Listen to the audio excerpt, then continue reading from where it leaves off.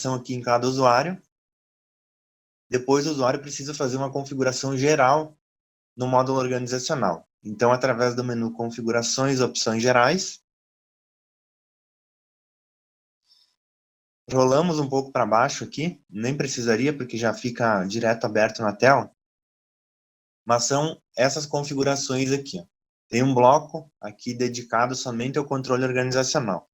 Então, aqui o usuário, de forma geral, ele vai definir o seguinte: também a quantidade de horas úteis diárias, também vai definir a quantidade de horas ou de minutos aqui de tolerância por dia também, e vai definir o tempo da ociosidade. Essa ociosidade seria o quê? É o tempo que o sistema vai parar de contar o tempo de trabalho depois que o usuário não mexer nada mais na máquina. Então, dando um exemplo hipotético, o usuário estaria trabalhando em uma determinada empresa e ele parou para ir tomar um café, alguma coisa assim. Então, depois de X minutos que o usuário especificar ali de ociosidade, o sistema para de contar como tempo de trabalho. Ou seja, se o usuário parou de mexer na máquina aqui, mas deixou tudo aberto, todos os módulos abertos e tudo mais. Parou por 3 minutos, que é o exemplo que está em tela. Depois de 3 minutos, o sistema para de contar tempo de trabalho. Então, do momento que o usuário parou de mexer, 3 minutos para frente, ainda o sistema está contando como tempo de trabalho. Então, isso daqui também, a administração geral, a direção vai ter que definir o que pode ser considerado como tempo de ociosidade. Porque muitas vezes o usuário poderá estar na frente da máquina, por exemplo, conferindo um relatório impresso ou qualquer outra coisa, e o sistema estaria não considerando como tempo de trabalho, apesar de que o usuário está fazendo outro tipo de atividade fora do sistema. Então, essa consideração também o usuário tem que fazer na hora de vir a configurar. E também teremos aqui os controles de tempo. Então, essa questão aqui dos controles de tempo é a metodologia que o sistema vai utilizar para medir o tempo de trabalho. Então, se vocês pressionarem o F1 na tela, vai ter a ajuda do sistema, mas basicamente é o seguinte. Na metodologia automática, o sistema vai controlar a atividade que o usuário fizer na empresa e no Windows de forma automática. Então, o usuário abriu a empresa, selecionou uma empresa, mesmo que ele não estiver fazendo nada nela, não emitindo nenhum relatório, não executando nenhuma rotina, o sistema fica medindo como tempo de trabalho. E também no Windows. Então, independente que o usuário não esteja com o questor aberto, mas ele esteja trabalhando com o Windows, também fica medindo o tempo. Então, o usuário até pode estar trabalhando com algum módulo do questor, por exemplo, executou um relatório, imprimiu, mas ele continua mexendo no Windows, olhando e-mail, fazendo qualquer outra coisa, mexendo no Windows, o sistema continua contando o tempo. Então, essa é a metodologia automática e a mais utilizada pelos usuários.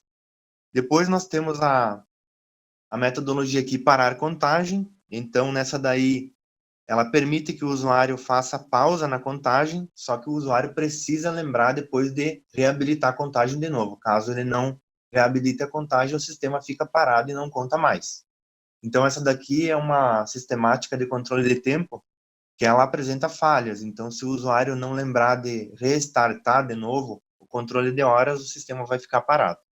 Então, pode acabar apresentando alguma falha por conta do usuário não lembrar de reativar.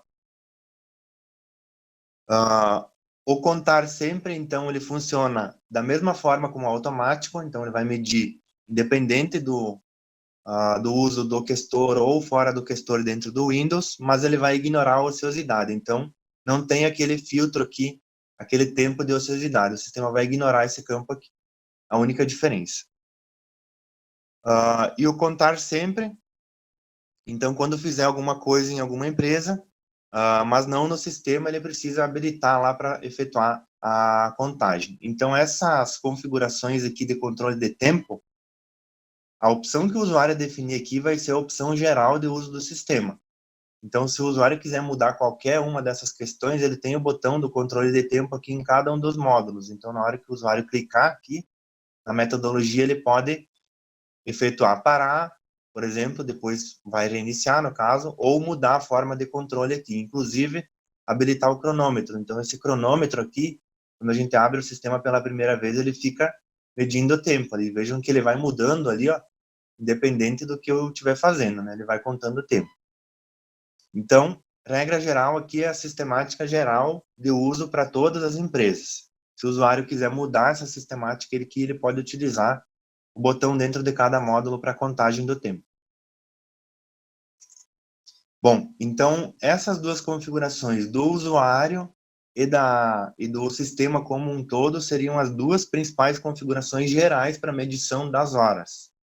Aí depois agora nós teremos todas as outras configurações para geração dos apontamentos, que são as contagens de ações que cada usuário fizer em cada empresa. Então, com base nisso, com base nessas duas configurações, o sistema já tem alguns parâmetros para começar a medir tempo de uso no sistema. Então, basta que o usuário, depois que fez essa configuração, abriu o questor, logou em alguma empresa, já está medindo o tempo de trabalho naquela empresa. Então, depois vocês vão verificar que podem ser criadas atividades. Então, o usuário vai definir várias atividades e depois vai atribuir essas atividades a determinadas rotinas do sistema. Então, quando o usuário executar determinada rotina, vai contar como aquela atividade.